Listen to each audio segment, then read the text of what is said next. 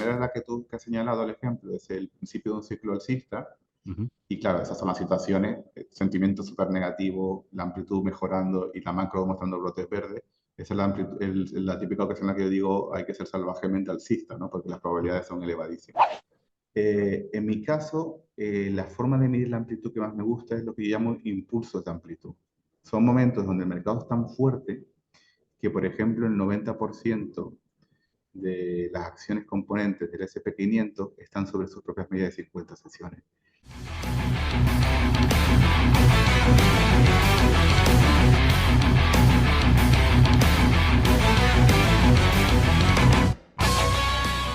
Pues bienvenidos, estamos hoy aquí con Hugo Ferrer.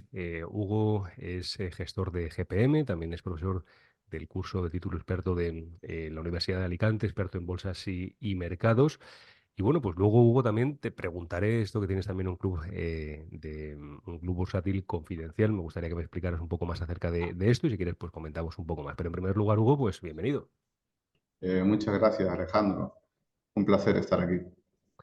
Pues Hugo, antes de nada, decir que estás retransmitiendo desde Lanzarote, así que esto se puede hacer trading desde la playa sin ningún tipo de preocupación más, Hugo, y estar tranquilo. Y imagino que estarás todo el día en la playa sin viendo la bolsa un minuto al día o algo así, o no es Bueno, cierto. en invierno no voy mucho a la playa, pero vivo en la playa. Y bueno, ser inversor es un trabajo totalmente online, obviamente. Se puede hacer en cualquier lugar del mundo, que tiene sus pros y sus contras. Sus contras es que yo he sido teletrabajador desde hace mucho tiempo, como mucha gente en los mercados que no está trabajando en entidades financieras en Madrid o Barcelona o lo que sea, que trabajamos en teletrabajo y entonces tienen la parte negativa que es un poco aislado del contacto humano, ¿no? Pero bueno, como es el lado malo que tiene el teletrabajo y el bueno es que puedes vivir donde quieras y con más flexibilidad. Bueno, hablaremos también un poco de ello, Hugo. Antes de nada, siempre nos gusta preguntar un poco los orígenes, ¿no? Del autor con el que hablamos. Pues por eso, Hugo, en primer lugar, ¿cómo te dio por meterte en esto de la bolsa, del trading o como quieras llamarlo? Creo que tenía una curiosidad siempre ahí, ¿no? A veces las personas tenemos curiosidades por diferentes cosas que no sabemos ni siquiera explicar. Y me acuerdo que una vez, creo que era 2007, a principios de 2007, cobré una comisión de la venta de una vivienda y dije, bueno, ¿qué voy a hacer con esto ahora? Y lo que hice fue, pues, directamente fue meterme en futuros sobre el Dow Jones, me acuerdo. Y fue la idea de qué hago con este dinero ahora, y si se me ocurrió ir a la bolsa es porque seguramente había algo dentro de mí, no muy, que nunca sabré por qué, que me dirigió al mercado de acciones, a los Mm. mercados financieros. Qué bueno. Esa experiencia, Hugo, con futuros fue bien, fue regular o lo peor de todo, fue muy bien. Mm, fue neutra, porque después de digo, hablo del comienzo, ¿no? Porque me acuerdo que no tenía absolutamente ni idea, me acuerdo de abrir un gráfico de Visual Chart eh, y coger un broker que era relativamente barato. Y me acuerdo que después de 1 o 2 meses, no tengo ni idea, estaba igual, o sea, no lo había liado, pero había pagado un montón de comisiones de broker, ¿no? Porque eran algo así, me lo invento, pero más o menos era así, serían como 15 euros por contrato, Estaba de en vez rebajas el de... broker. Era low cost en España en el 2007. Y claro, yo estaba aprendiendo, probando a operar muchísimo, hacía lo que sea, compraba varios futuros y bueno, el tío con razón me llamaba. Yo me preguntaba, ¿por qué me llama? Porque esto no era un broker online que no te llama, de descuento profesional, era un broker donde el tío, donde tenías un gestor de cuenta, lo que sea, o como se llamara, y me llamaba cada poco porque el tío estaría encantadísimo de todas las comisiones que le creaba, ¿no? Así que fue neutra, aprendí que las comisiones pueden ser carísimas. Vaya, así que entonces te van las emociones fuertes porque no empezaste comprando Telefónica y dejándola ahí un tiempo, ¿no? Uf. No, directamente empecé por eso, supongo que como, tampoco lo sé, la verdad es que cómo uno llega a coger un dinero y decir voy a los mercados financieros y lo primero que hace es comprar futuros.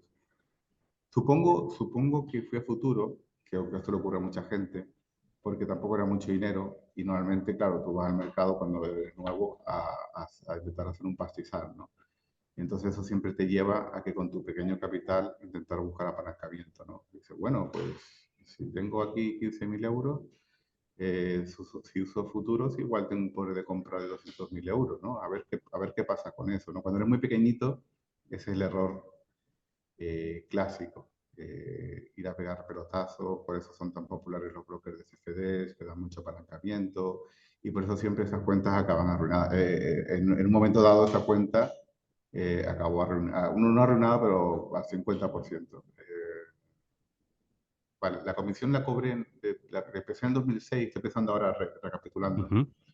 en el 2006 y llevaba unos meses neutro, como te decía, y después empecé bueno, pues, bueno, seguí con el Dow Jones. Y me acuerdo que en febrero del 2007 hubo una corrección bastante repentina, después de varios meses muy tranquilos los mercados. Se ve fácilmente esa corrección en los gráficos. Y, y yo me acuerdo que estaba fuera y tenía planeado comprar si los precios llegaban a cierto nivel. Los precios estaban fluctuando en una onda muy tranquilas en febrero del 2007. Dije, bueno, cuando llegue aquí compro.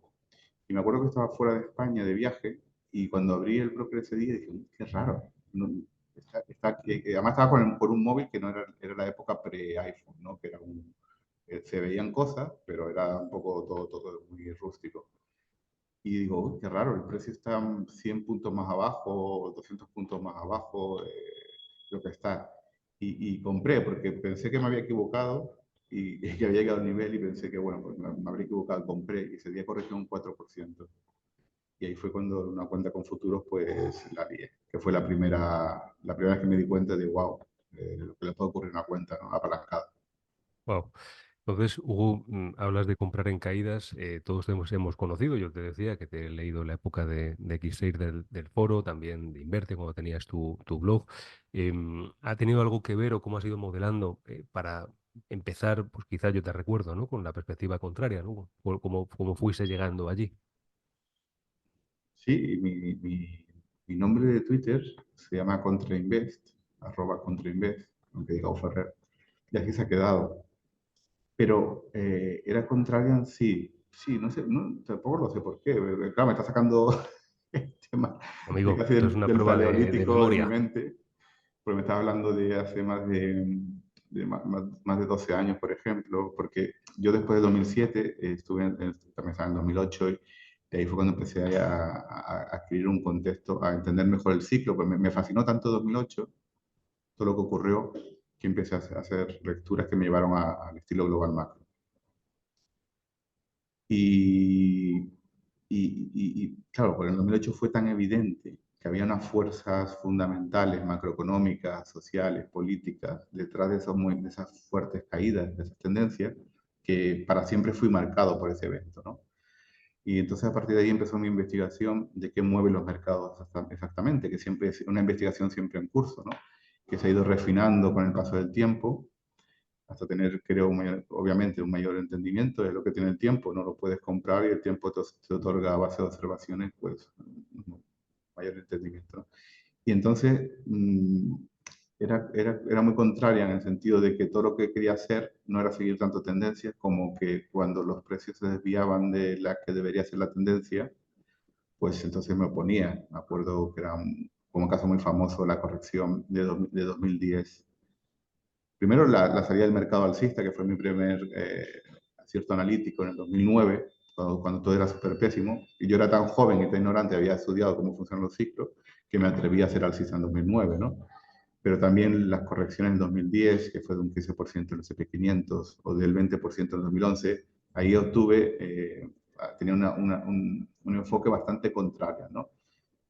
Porque había aprendido, oye, ciertas cosas a nivel global macro de cómo funcionan los ciclos y entendía que una vez que los precios forman una fuerte divergencia con respecto a la probable tendencia macroeconómica, normalmente esas divergencias revierten.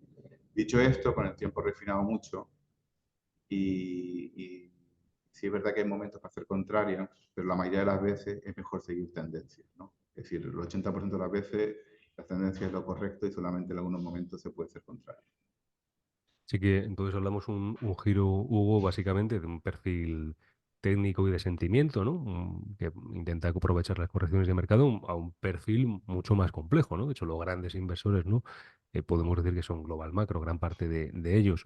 Claro, al ver la complejidad de datos que se mueven en este entorno, Hugo, aunque es un concepto muy genérico, ¿no? Esto de global macro, cada uno tiene su enfoque, ¿cómo filtras y priorizas toda la información para poder tomar, entiendo, decisiones estratégicas, ¿no? Que al final es la asignación táctica que hacéis en este caso, ¿no, Hugo? ¿Cómo filtras toda esta información y la priorizas?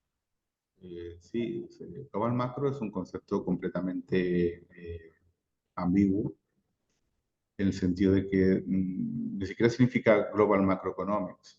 Macro en griego es grande, entonces es una observación amplia de la realidad, que es ideal para las personas que nos gustan ese tipo, ese nivel de abstracción, ¿no? Que nos gusta ver las cosas desde un punto de vista muy general, en vez de, por ejemplo, algo muy particular como comprar una acción pequeñita que has descubierto y que has estudiado toda la compañía. No, Global Macro se basa en una observación muy amplia y luego dentro de Global Macro puedes hacer muchas cosas muy diferentes, ¿no? Tenemos el caso de George Soros y Stanley Druckenmiller, que era su mano derecha cuando tumbaron la libra británica, que en ese caso estuvieron especulando con la resolución de un evento, ¿no? Luego tienes casos como el de Ray Dalio, que dirigía, porque está jubilado, el hedge fund más grande del mundo, el Global Macro Sistemático. Global Macro significa que tienes una aproximación a los mercados muy general, de una abstracción muy amplia, y luego puede ser cosas muy diferentes. Puede ser un tío que opera en realidad, un tío que opera futuros del S&P 500, por ejemplo, global macro, aunque no lo sepa. ¿Por qué? Porque está operando un índice general. Pero normalmente, para entendernos, global macro suele aunar elementos de cómo va la economía, de cómo va la política de un país o de una región, sociología, eh, y por supuesto aspectos técnicos y de sentimiento. Y la clave para mí siempre ha sido que el análisis técnico solo sirve en contexto con un análisis macro. No voy a decir macroeconómico porque no recuerdo la palabra. Por ejemplo, voy a dar un ejemplo.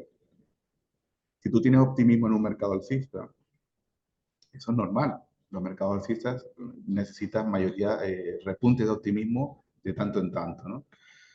Sin embargo, si tú estás en un mercado alcista y de repente hay una corrección, por el motivo que sea, y los fundamentales macroeconómicos y la política no ha cambiado mucho, entonces y de repente hay un repunte del pesimismo, eso sí es muy interesante, porque se está dando pesimismo en un entorno macroalcista, es decir, hay una divergencia aprovechable.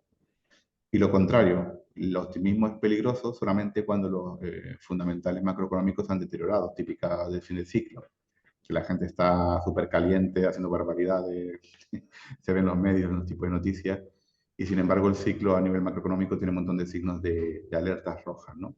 Eso es lo que más me gusta de Global Macro, combinarlo con el sentimiento y con lo técnico. Y sí, eso es lo que hago, siempre intentando refinarlo cada vez más a base de errores, por supuesto. Claro, ya has tocado ahí el tema también de análisis técnico, ¿no? Con análisis fundamental.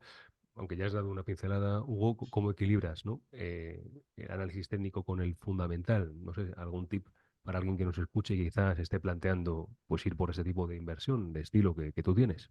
Sí, es una pregunta muy buena, porque no hay una regla fija. Digamos que es como, y hablo a nivel analítico, ¿no? Porque yo a nivel analítico, mi trayectoria ha sido mucho más fuerte y digamos que es mi gran fuerte, ¿no?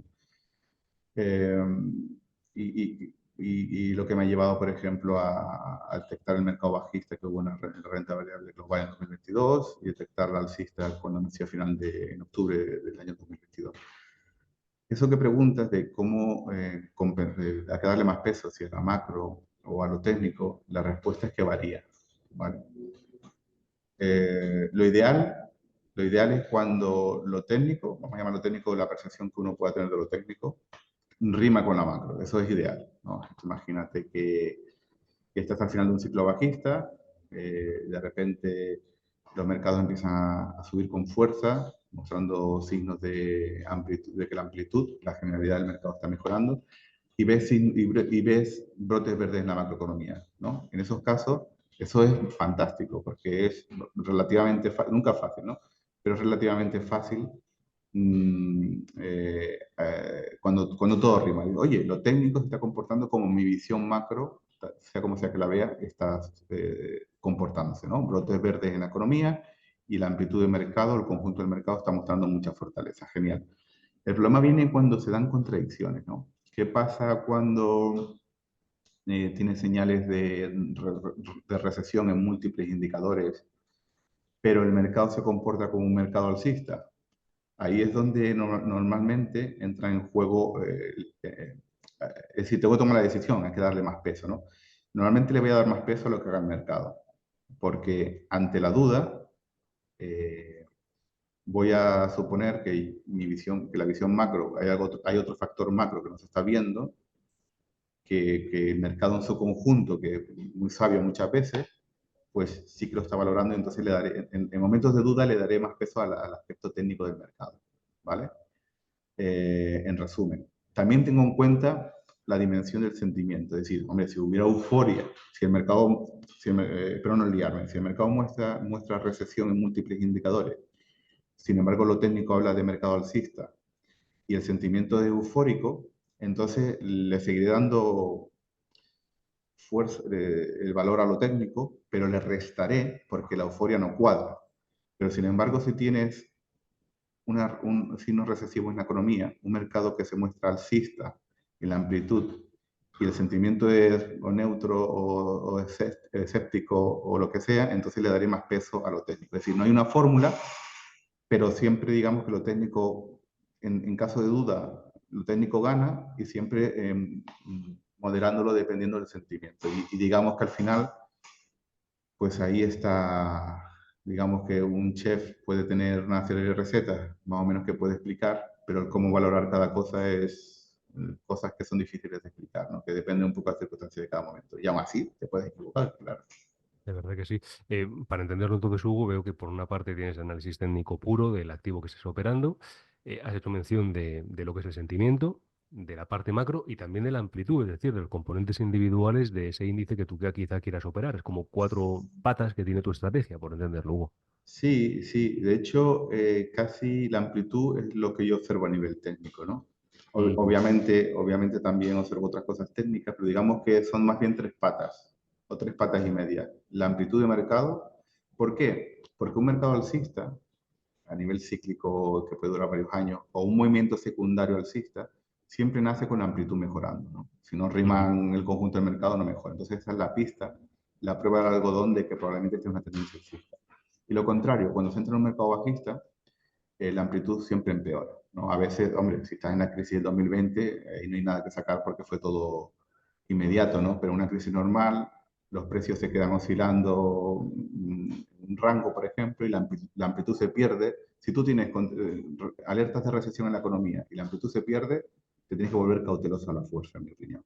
Entonces, amplitud, macro, sentimiento, para darle un poco de contexto a todo eso, y por supuesto observo luego los niveles de precios, ¿no? Pero, oye, claro, si no te cuadran las cosas, si estás por la macro de una recesión y no te cuadran lo que está haciendo el mercado, y el mercado rompe un soporte importante, eso es muy relevante, claro.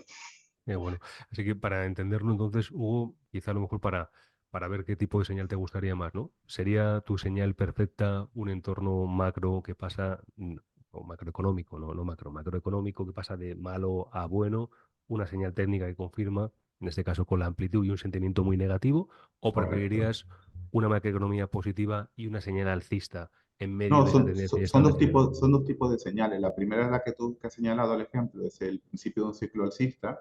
Ujú. Y claro, esas son las situaciones, sentimiento súper negativo, la amplitud mejorando y la macro mostrando brotes verdes. Esa es la típica ocasión en la que yo digo hay que ser salvajemente alcista, ¿no? Porque las Ujú. probabilidades son elevadísimas. Después, si la economía está netamente creciendo, ya no yendo menos mal como en el caso anterior, sino creciendo, y la señal es alcista, es una señal también buena. Lo que pasa es una señal muy buena, de hecho. Cuando lo macro y lo técnico riman, suelen ser señales muy buenas. Lo que pasa es que el mundo no es tan ideal y muchas veces hay momentos de duda, que las cosas necesitan mucha interpretación o simplemente esperar, ¿sabes? Ahora, por ejemplo, en el momento en el que hablamos, tengo dudas y entonces simplemente digo, bueno, pues tranquilo, ya sucederán cosas que alineen lo uno con lo otro. Ujú. ¿Y cómo decides entonces asignar ahora capital entre diferentes clases de activos en un entorno tan dinámico? ¿Hay algo que te diga, pues no, mira el momentum de los X meses atrás, solamente sectores, solamente divisas, renta fija y renta variable? No sé cómo Bueno, sueles hacerlo. al final depende de si hay tendencias positivas o negativas. Es decir, digamos que yo hago dos partes. Una cosa es el análisis y otra cosa es la inversión. A nivel de análisis, de lo que hemos hablado, a nivel de inversión es puramente tendencias, ¿vale? Y luego, dentro de inversión, también la parte discrecional la hago ahora mismo solamente privadamente para mí. Eso es diferente, depende de los eventos de mercado. Y básicamente la parte discrecional me centro en el SP500. Ujú. Pero Y hay, básicamente seguir tendencia. qué bueno. ¿Hay alguna forma, porque estamos hablando de eventos que tú preparas, ¿no? Por decirlo de alguna forma, ¿no? Son eventos que miras al pasado, ves que, o en el presente, ¿no? La economía va bien, tu activo se comporta bien. ¿Hay alguna forma de prepararse para eventos inesperados, es decir, para aquello que no sabemos? Sí, bueno, forma de prepararse, sí. Primero, el apalancamiento que utilices, si utilizas alguno, siempre tiene que suponer el peor escenario posible. El peor escenario posible es que imagínate que mañana la bolsa abre un 30%. Eso te fuerza a que el apalancamiento máximo probablemente sea un 100%. Es decir, que si tienes 100.000 euros de patrimonio, sea 200.000 euros la capacidad de compra. ¿Por qué? Porque estás operando en bolsa. Mañana todo el mundo debe saber que mañana hay una probabilidad muy pequeña, pero potencialmente está ahí, de que la bolsa abra un 30% más abajo. Y ese evento no te puede arruinar. Entonces, ya ni siquiera hablo de diversificación, porque estoy operando en índice. Y luego, por supuesto, salvo sorpresas increíbles, pues siempre eh, no arriesgar mucho y siempre pues intentar salir de las pérdidas lo antes posible, ¿no? O operar con opciones, comprando opciones me refiero, porque vendiendo opciones al final casi todo se acaba eh, mal. Lo que es la venta de opciones siempre hay alguna sorpresa que acaba mal con la operativa, pero la compra pues es muy interesante porque nunca vas a tener una sorpresa negativa. Bueno, ¿hay algún evento, Hugo, que tú recuerdes que precisamente haber tenido una buena pues, gestión del riesgo te haya salvado de problemas mayores? Hombre, la primera es que aunque he sido un operador agresivo, siempre el apalancamiento ha estado controlado para que, por ejemplo, el día del Brexit, aunque el día del Brexit fue una pena, no estaba ni siquiera alcista, estuve por la tarde bajista, la tarde anterior me refiero, y al final me echó el stop porque el mercado hizo un rally súper absurdo Wow.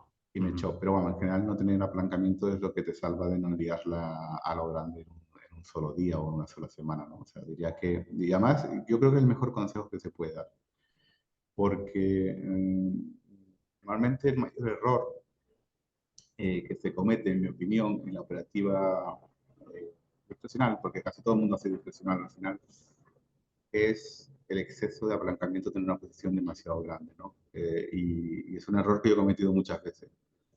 Eh, y, por supuesto, no solamente como particular, sino como profesional, el tener posiciones demasiado grandes, incluso teniendo un apalancamiento máximo limitado para que no ocurra un evento extraordinario como la caída de la bolsa un 30%, digamos que aún así el error suele seguir siendo operar con un tamaño de la posición demasiado grande, ¿no?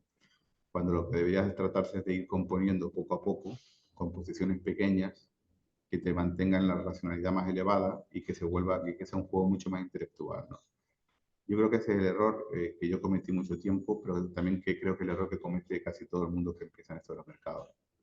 Entonces, digamos que siempre, todo lo negativo siempre ha podido venir por un exceso de tamaño de la operación que te hipoteca mentalmente y pierdes la parte intelectual.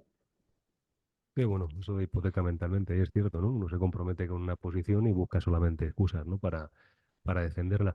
Hablando precisamente de la exposición y el riesgo, Hugo, ¿cómo manejas o cómo determinas el riesgo de tus operaciones? No sé, porcentaje fijo por operación, no sé, Bueno, ahora mismo a nivel de clientes, cuando un activo está la primera gestión del riesgo es que está en tendencia, ¿vale? Normalmente algo que está en tendencia positiva, siempre puede haber una sorpresa, siempre puede haber un escalón, por supuesto, pero normalmente una tendencia positiva cuando cambia, pues el riesgo puede ser gradual. Y dentro de cada activo suele ser un porcentaje máximo que suele ser del 10%. Es decir, no invierto más de un 10% en ningún tipo de activo. Esto, por ejemplo, significa que cuando invierto en renta variable, no invierto el 80 o 100% en bolsa, en el índice, sino que lo hago en los sectores, que es un riesgo todavía elevado, porque, oye, sí, está, por ejemplo, un 80% en renta variable, sí, pero lo hago en sectores que históricamente tienen un riesgo más reducido que el de los índices y sobre todo lo principal es invertir en tendencia. La tendencia es la principal gestión del riesgo. O sea, asignación siempre del mismo porcentaje máximo por activo y seguir tendencias como principal herramienta de gestión del riesgo.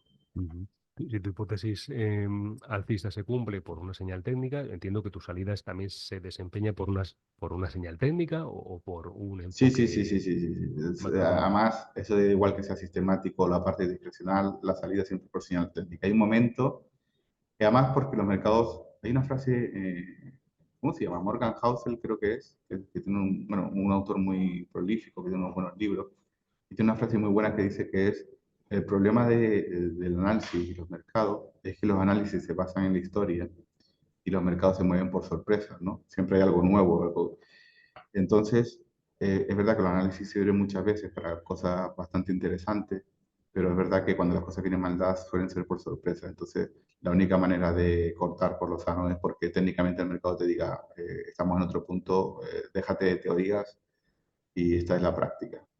Bueno, ahí Hugo comentabas un poco la gestión que haces también a terceros.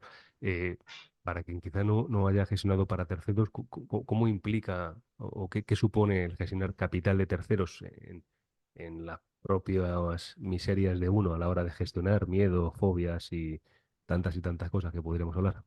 Bueno, es algo para lo que hace falta experiencia, ¿no? Porque, por ejemplo, cuando yo empecé, yo soy un completo outsider de la industria de inversión. Estoy en Lanzarote, o sea, aunque viví en Madrid estudiando, volví a Lanzarote, estoy en Lanzarote y empecé en la industria y pensé que eso no sería un factor, o ni siquiera lo valoré, era un completamente novato, ¿no? En este mundo. Y sí es un factor. Me acuerdo que cuando empecé, en 2015, bajamos, estábamos perdiendo un 2% y me escribió un cliente y dice, ¿por qué estamos perdiendo? Esto era la bolsa cayendo además. Y, y, y lo cierto es que eso es increíble, un 2% nada más, eso me desestabilizó, lo tengo que reconocer, ¿no? Porque hasta ese momento no había pensado en los clientes. Iba a invertir como lo hacía conmigo mismo, de la misma manera, y sin embargo eso me desestabilizó completamente y fue un factor muy importante, ¿no? Eh, Cuando las cosas salen mal, normalmente es como un accidente de avión. Nunca hay un factor único, sino que es una cadena de eventos que se van acumulando. Y en este caso, pues fue así, pero es verdad que puede ser muy difícil. Y es muy difícil si no has trabajado antes en una entidad que ya tenga clientes, que te ha enseñado cómo gestionar los clientes, cómo hablarles, cómo manejar las expectativas. Entonces sí que es un capítulo. Bueno, ahí Hugo, no sé qué tipo de gestor eres. ¿Prefieres estar dando explicaciones constantemente a tus clientes, cada pregunta, la debates, incluso te metes ahí en debates con los clientes para explicar tus posiciones? ¿O prefieres ponerte una barrera y dar las No, explicaciones no, de vez en no, cuando, no. ¿no? No, a mí me gusta comentar de modo propio, o sea, porque me sale de dentro las cosas que ocurren en un mercado y digamos que tengo una comunicación muy activa donde digo, bueno, está ocurriendo esto, no está ocurriendo lo otro, y entonces creo que eso ha sido siempre suficiente, ¿no? Pero nunca he tenido debates con la gente que me escribe, o sea, tampoco me escriben mucho en el sentido de esto o lo otro, ¿no? Y si das mucha comunicación, pues la gente puede luego interpretar lo que quiera, pero ahí está, ¿no? No suelo argumentar con los clientes, ni mucho menos. Lo que sí suelo explicar es muchísimo, sea lo que sea.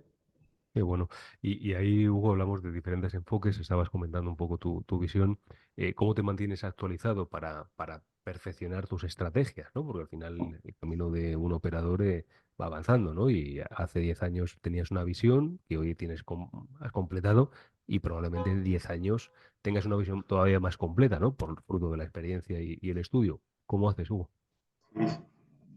Al final, uno revisa y refina cuando comete errores, ¿no? Porque si uno no comete errores, normalmente se queda en la complacencia y, y ahí se queda más o menos. Entonces, un error o no haber entendido un movimiento del mercado, obviamente no todo se puede, porque ni siquiera intento pronosticar las cosas. Es verdad que lanzo pronósticos, por supuesto, pero intento no tanto un pronóstico como un nowcasting, es decir, intentar darme cuenta de lo que está ocurriendo en tiempo real, ¿vale?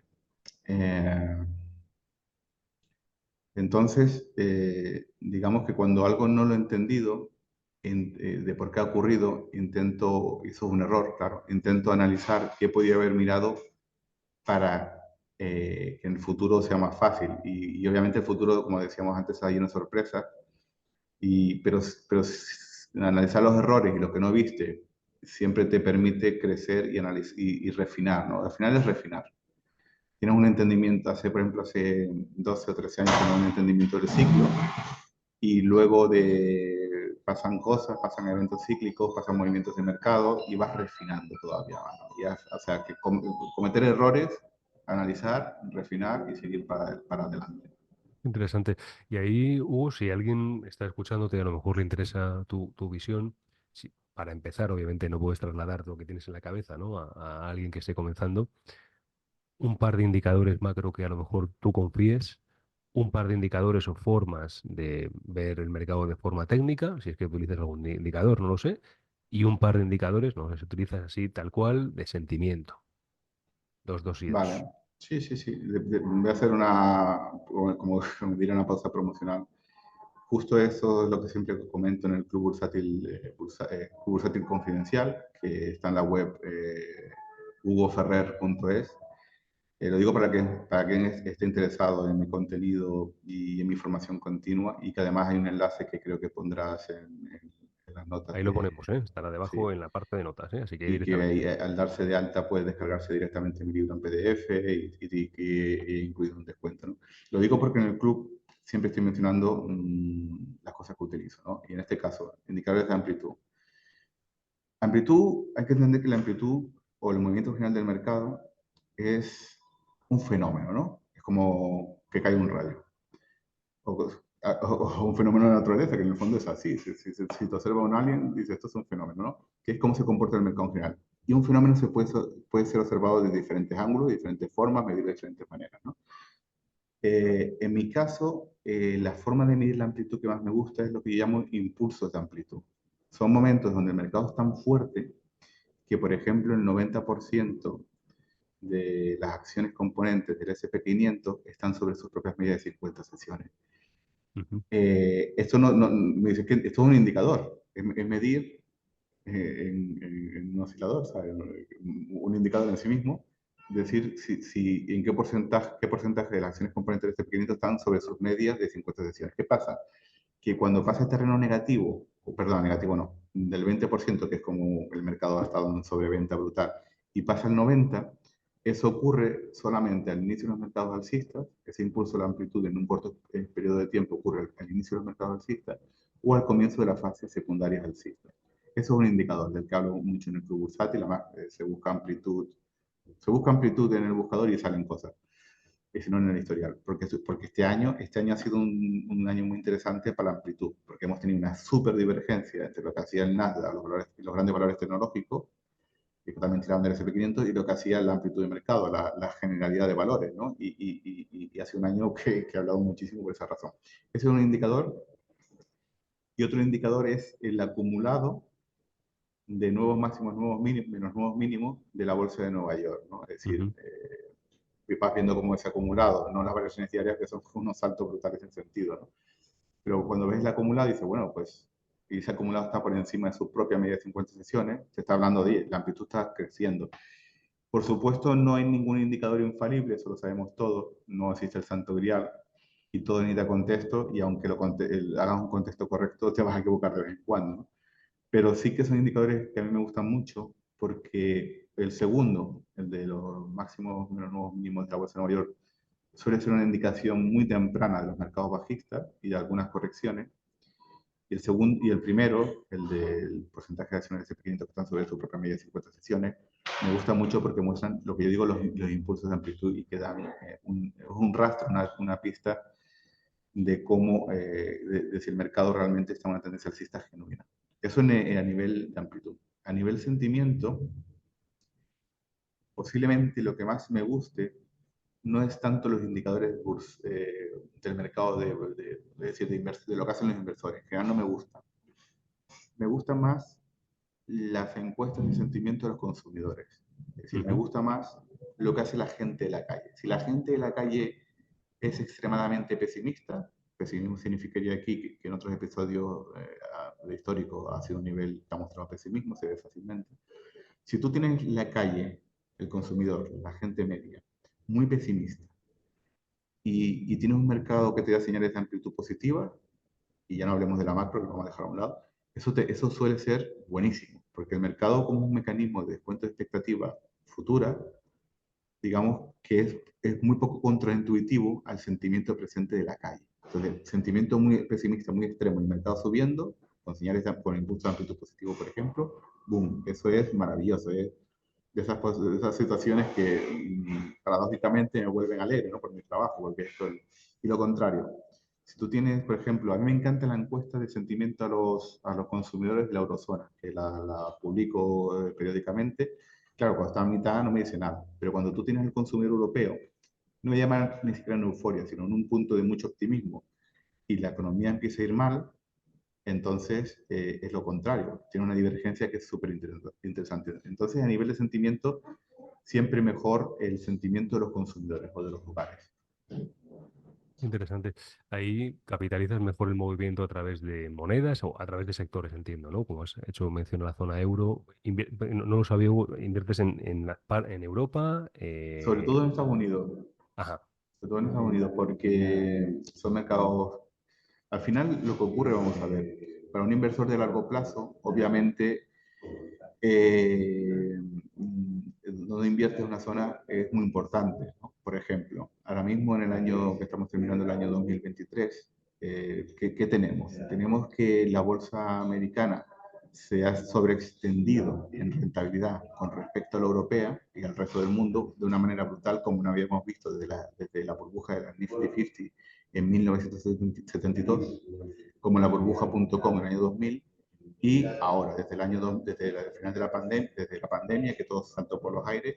¿Qué crees esto decir? Que si tú eres un inversor a muy largo plazo, probablemente tener mucho peso en Estados Unidos es un error.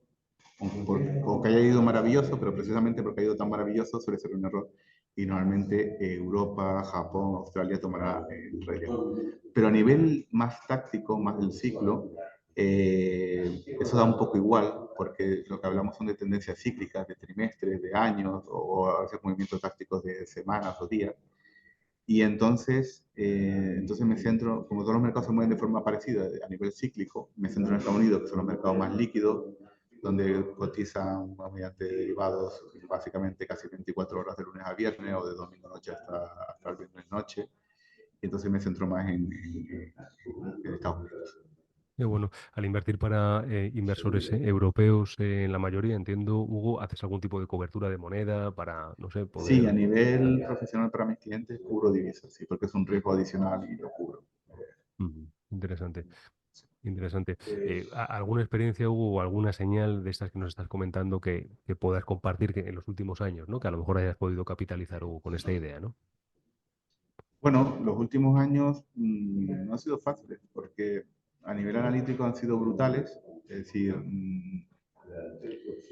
han sido años top a nivel analítico, es decir, por ejemplo, en 2022, normalmente ya sabes que hay mucha gente siempre prediciendo el fin del mundo, ¿no? Yo no solo tiene ese defecto, pero me di cuenta de que había una alta probabilidad de mercado bajista desde octubre, noviembre de 2021, por los indicadores que utilizo, y fue así. Sin embargo, en el 2022 sufrí mucho a nivel no a nivel discrecional, sino a nivel de la operativa de cliente, porque tenemos una parte en renta fija muy potente y en 2022, a pesar de que mi análisis de la bolsa fue bajista fue muy acertado, 2022 fue muy complicado porque la renta fija sufrió el mercado bajista más pronunciado de toda su historia, o sea que ya es decir, ¿no?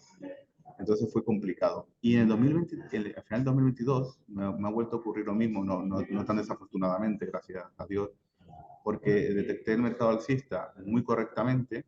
Además dije, soy alcista a nivel analítico en Europa, es decir, lo que llamo yo el ciclo occidental, en Europa, en Estados Unidos, en Japón, en Australia, y efectivamente así fue. Desde el 30 de noviembre que me volví alcista, nada más por las razones que yo expliqué antemano, los mercados durante este último año se han vuelto alcistas.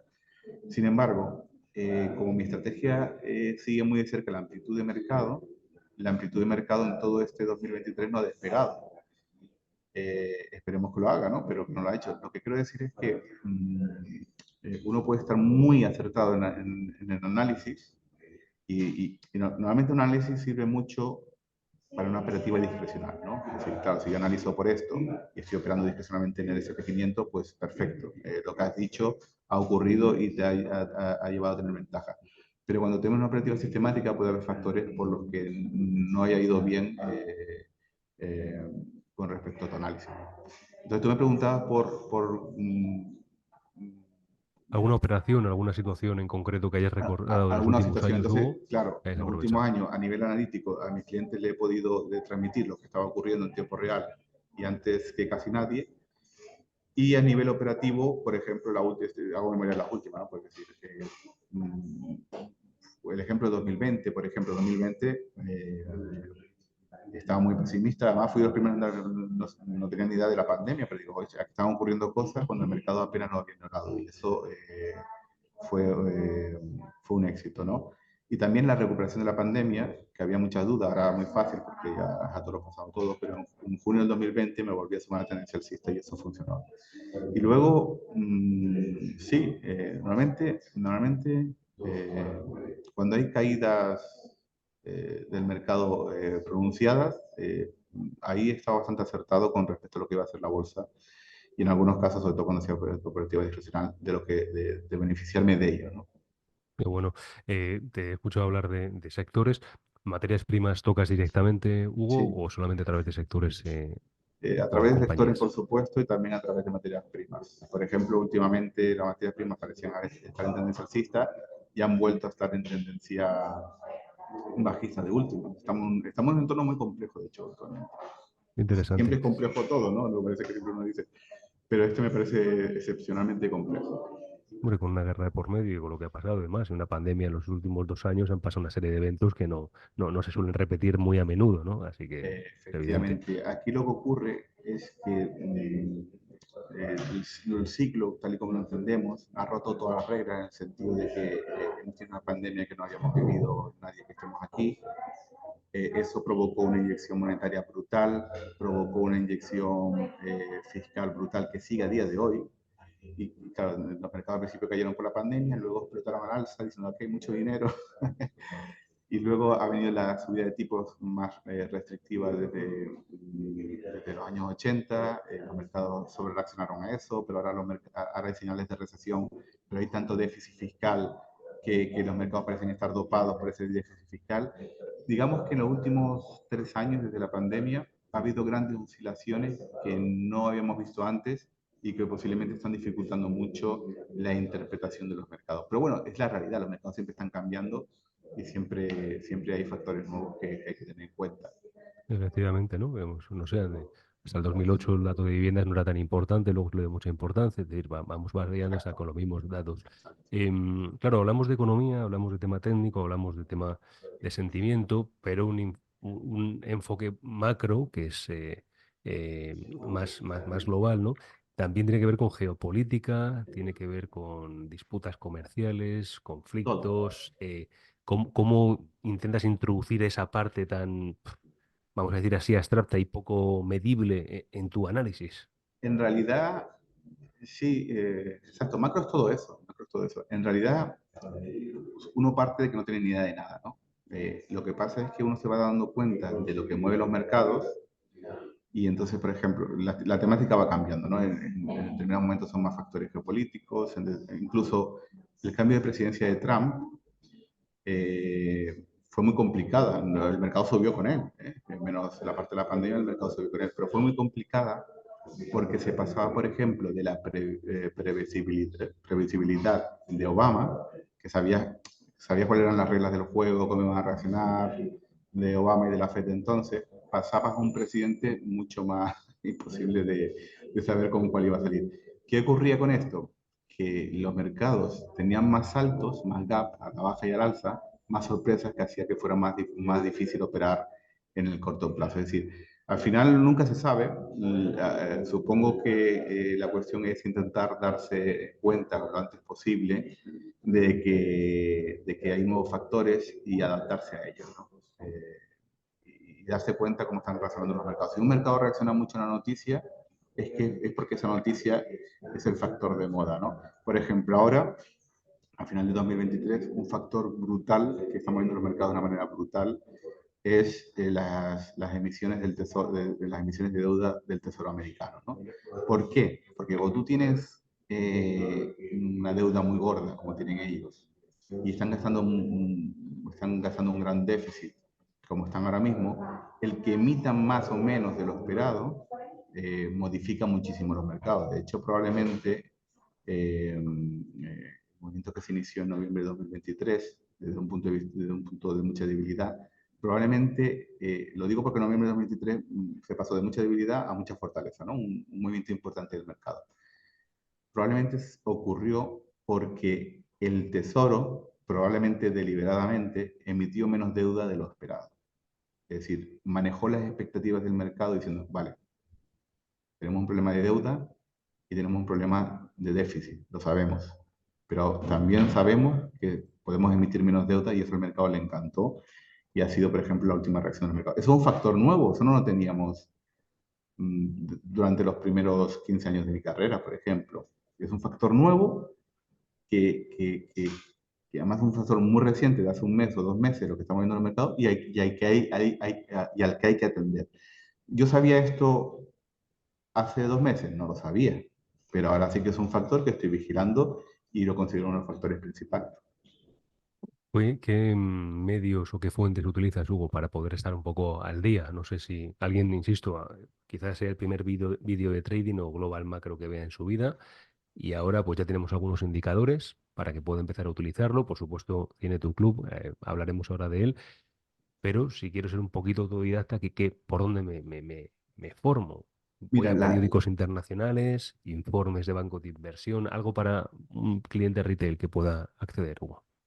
Mira, lo que tiene de bueno el Global Macro es que manejamos datos públicos, datos económicos que se publican para todo el mundo. O sea, no hay información privilegiada, no hay nada especial. Entonces todo es público. Yo, por ejemplo, miro las propias agendas macro que tienen, por ejemplo, la de Investing mismo, o también consulto un par de ellas más, pero al final, como no, al final tiro de Investing, o sea, está muy bien hecha y también sé de memoria cuando se publican los datos más importantes y toda la comunidad global macro, que sobre todo lo manejamos en Twitter, comentamos todo la agenda y entonces al final no hace falta ni mirar ya casi. Eh, a mí me gusta mucho leer Financial Times y el Wall Street Journal porque ahí hablan de todo, ¿no? Obviamente son periódicos que tienen como 1000 secciones, pero tiene una parte macro muy sólida y yo creo que lo digo porque la parte macro en el mundo anglosajón, a nivel élite de esos medios, se explica muy bien. ¿Entiendes? Se habla muy bien, se explica el contexto muy bien, se explica el significado muy bien, a diferencia probablemente de los medios españoles, que suelen estar más centrados en temas micro, ¿no?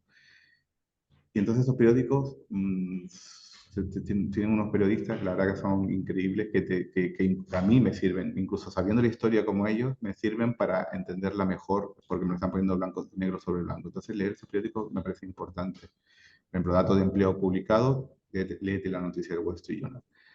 Todos los datos importantes son la mejor lección. Y luego hay mucha gente escribiendo a todos los niveles, a nivel macro, y al final se trata de leer todo lo posible. Esto es como todo, al final te acumulas de leer todo tipo de cosas y después vas descartando lo que te ayuda. Por ejemplo, yo hace 10 años podía seguir cientos de blogs o más de 100 blogs, de muchos de Seeking Alpha, que se tiraba mucho de Global Macro, que es lo que había entonces, y en otros sitios, pero a día de hoy mi feed de web, de blogs, solo leo uno o dos.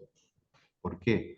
Porque hay un momento en el que probablemente yo he interiorizado todo lo que me interesaba de otros blogs, de otra información de otros profesionales y amateur también, y digamos que ya está el esquema creado en mi cabeza, ¿no? Ya está estructurado en mi cabeza, y solo leo pues un par de cosas de gente que me aporta datos nuevos. Entonces, digamos que leer blogs de calidad, por supuesto de calidad, cosas muy razonadas, eh, y bien explicadas y por qué, y por supuesto que haya humildad. Es decir, que no puedes leer cosas de gente, porque hay muchos estrategas de Wall Street que son más bien cheerleaders. Esos tíos no toman decisiones, los bancos de inversión no toman decisiones de inversión en base a ellos, ¿no? Sino que son cheerleaders para sus propios clientes. Y son súper alcistas, súper bajistas y con una contundencia brutal. Y es verdad que hay veces que se puede llegar a una convicción más o menos elevada de un movimiento, pero en general no. En general tienes que decir, bueno, creo probable o muy probable, pero así que leer mucho y ir descartando y leer las mejores fuentes de calidad. Pero teniendo en cuenta que a nivel macro todo de lo que se escribe, cuando viene de entidades y tal, suele ser muy genérico y muy poco aprovechable. Tiene poco insight, como dirían los americanos, ¿no? Y yo, por ejemplo, nunca he visto, yo qué sé, un informe de Bankinter, perdón, Bankinter, no, no tengo nada en contra, o un informe incluso de un gran banco americano, normalmente tienen poco insight, tienen mucho dato, mucha verborrea, pero poco insight. Y ese es el insight, es lo que hay que buscar y es lo que es tan escaso. Bueno, hombre, ahí las suscripciones a Wall Street Journal tiene ofertas de 2 € al mes. Sí, sí, El sí, otro un año periódico entero quizás es un dura, poquito ¿no? más caro. Eh, ¿Algún blog? Mencionabas dos, si me puedes decir uno, o para alguien que, porque A son mí me es gusta mucho gratis. uno, sí, sí, sí, sí. Me gusta mucho uno que se llama Money Move Markets, Ujú. eh, eh, que es sobre tendencias monetarias, porque al final, aunque este ciclo es una mezcla ya de monetaria y fiscal y un poco diferente, en general, las tendencias monetarias determinan si los activos lo van a hacer mejor o peor, ¿no? Entonces, es mi blog favorito. ¿Por qué? Porque aunque yo sigo los datos monetarios por mí mismo, especialmente los del Banco Central Europeo, y los descargo, y los trato, y todos los observo, ese tío al final es un especialista en tendencia monetaria, que está dando los datos de China, de todo Occidente, hace sus transformaciones, sus comparaciones, te explique, por eso me gusta mucho, porque es un trabajo que yo no puedo hacer y no quiero dedicarle su tiempo, y tampoco mi toma de decisiones se basa solamente en eso, pero lo observo. Money Move Markets, el autor, no me acuerdo el nombre, pero lo olvidé, pero lo voy a mirar para que no haya duda. Sí, Money Move Markets, aquí, sí, sí, en Google todo lo es. que sean referencias para ayudar a la Sí, gente sí, sí, a sí. tomar sus En decisiones. Google Ahí merece. es el primero que aparece, que parece ser que es de una entidad que se llama Janus Henderson, pero en concreto este blog es de Simon Ward. No me salía el nombre. Para mí es el favorito. Es muy macro, es muy monetario, porque al final, en general, la economía y los mercados, lo que les mueve es la liquidez. La liquidez es si hay más dinero o no en la economía. Y eso puede venir en forma de dinero o en forma de crédito, ¿no? Entonces, la tendencia monetaria, ¿qué es lo monetario? Por ejemplo, monetario es la M1, que en Europa es increíble, que marca muy bien, con una alta correlación, cómo va a evolucionar el PIB de la eurozona en los siguientes trimestres. M1 es el dinero en circulación y los depósitos a la vista, es decir, billetes, monedas, que son poca cantidad, y depósitos a la vista. Un depósito a la vista es un dinero que hogares y empresas no financieras tienen en los bancos y que pueden rescatar hoy mismo o como que dice mañana, máximo 48 horas. ¿Qué pasa? Que históricamente, cuando más dinero hay en la economía, mejor le va la economía en los siguientes trimestres. Y cuando el dinero se reduce en términos reales, peor le va la economía. Entonces, para mí eso es súper interesante. obviamente ese ciclo es especial porque hay mucha parte, hay un déficit fiscal brutal en Estados Unidos y déficit es imprimir billetes también, ¿no? Porque tú estás emitiendo bonos y eso va a la economía en forma de billetes. Entonces, todo lo que tenga que ver con esos temas, pues es lo que más me importa.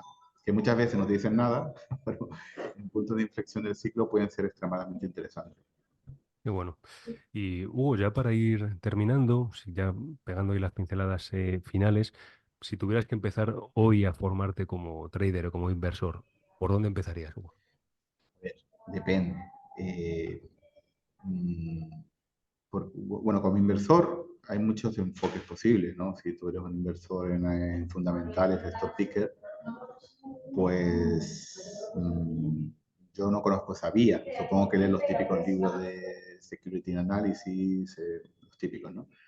Pero hablando de Global Macro, que es lo que yo sé, y que Global Macro también es trading en muchos sentidos, y yo lo hago a nivel particular, a nivel propio, empezaría pues con lecturas de calidad, ¿no? Con libros primero. Hay un libro que a mí me encanta, que fue el que me abrió los ojos en el año 2008, que se llama The Hedge Fund Edge, la ventaja del hedge fund.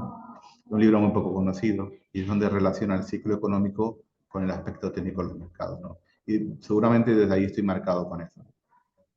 Eh, leer los mejores libros que hay sobre Global Macro, sobre la estrategia Global Macro, blogs interesantes, con lo que decía antes, que tuvieran insight, no palabrería hueca de entidades, que hay muchísimas. Así que, y por supuesto, dos cosas. La comunidad Global Macro en Twitter es muy potente, es pequeña, si nos conocemos todos, incluso los que son los americanos con los españoles y tal, es pequeña pero es potente porque comparte mucha información. Yo tomo muchos datos de ahí, ¿vale? Yo no tengo un equipo de research, de investigación o no estoy, no me mandan hacer investigación desde Bank of America, ¿no? Yo hago mi propia investigación con mis propios datos, pero muchos datos son de datos que me van soltando gente de la comunidad global macro. Y luego, por supuesto, el mayor profesor no deja de ser el señor mercado, ¿no? Eh,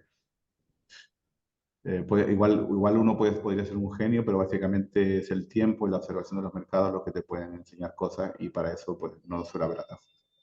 Qué bueno. Pues Hugo, tiempo final ya para que me puedas contar más acerca del Club Bursátil Confidencial que tienes en la página que nos comentabas, ¿no? hugoferrer.es, quiero recordar que comentabas. Cuéntame, ¿qué hacéis allí, Hugo? ¿Qué puede Pues conseguir la gente al acceder allí? Cuéntame. eso nació porque en el año 2022, como decía antes, supe pronosticar o barra describir en tiempo real el mercado bajista de 2022 y la gente se interesó en Twitter mucho por mis análisis. Y entonces en julio de ese año dije, voy a hacer una masterclass pagada, porque ya hay un momento en que ya no hago nada gratis. Y debe ser un defecto de ser un inversor. En el que expliqué, no voy a explicar este mercado, voy a explicar lo que tienes que ver para detectar el próximo mercado alcista, ¿no? Hice una masterclass que fueron más de 1000 personas, no, casi 1000 personas. Bueno, 900 se quedó apenas. Y fue muy exitosa, a la gente le encantó muchísimo. Y dije, oh, bueno, pues aquí hay negocio, y a mí me viene bien, obviamente, el negocio nos viene bien a todos.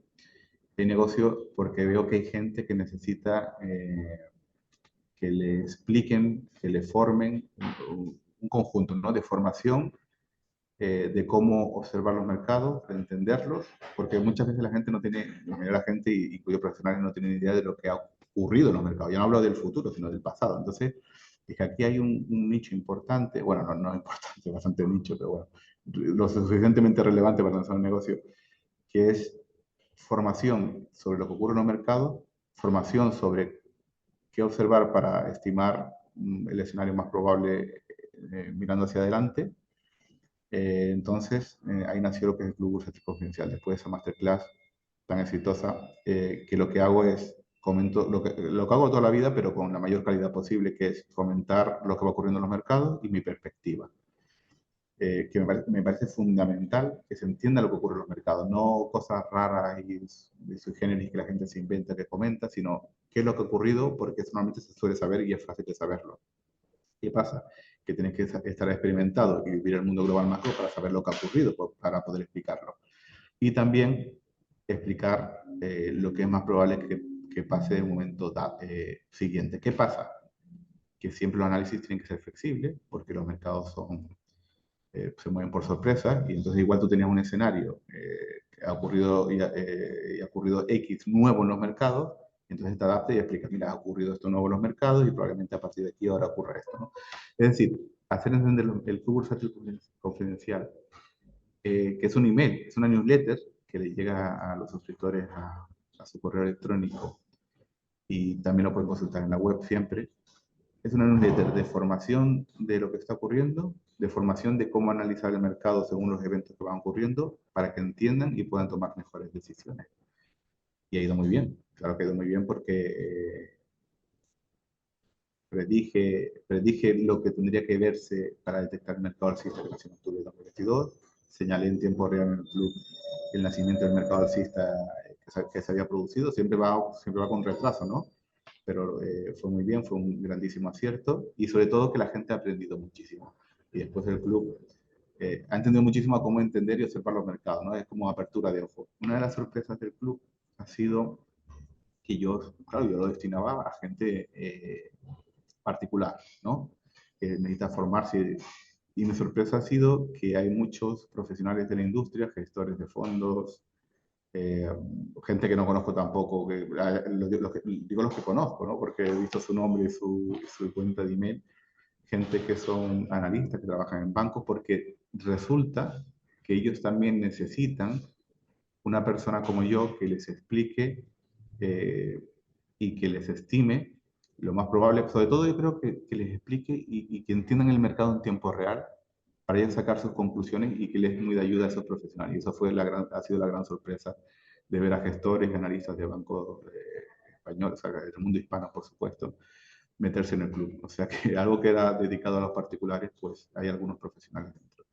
Y luego también tiene un añadido muy importante, que es que cada trimestre hago una masterclass.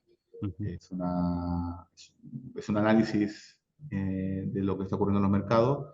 ¿Qué pasa? Que a la gente le encanta, pero no puedo hacerlo cada mes, porque en los mercados no ocurre algo cada mes. Pero cada trimestre suele cuadrar que ocurre cosas interesantes, y ahí analizamos, y es súper formativo. Entonces más o menos hacen 4 masterclass al año. Y luego también está la cartera Supertren, que es para quien lo necesite. Le enseño una forma sistemática con reglas definidas de cómo invertir, y que a mucha gente le interesa, ¿no? Entonces digamos que el club tiene muchos elementos, pero básicamente lo podría resumir como en entender lo que está pasando, que es muy importante entender, que no es poco, y estimar según los eventos que vayan ocurriendo, siempre de forma flexible, qué es lo más probable que ocurra a continuación. En resumen, es verdad que a veces una tendencia dura años, pero y el análisis se queda estático, digamos, años, mientras no haya un elemento nuevo en el análisis. Qué bueno, Hugo. Pues te deseamos lo mejor a ti y a todos aquellos que participáis en este club, Hugo, y ha sido un auténtico placer estar hablando contigo esta hora aproximadamente, así que pues nos veremos más adelante seguro, ¿eh? Un fuerte abrazo. Seguro, Alejandro, además te lo tengo que decir, una entrevista muy buena, me ha gustado mucho, supongo que tú también eres inversor.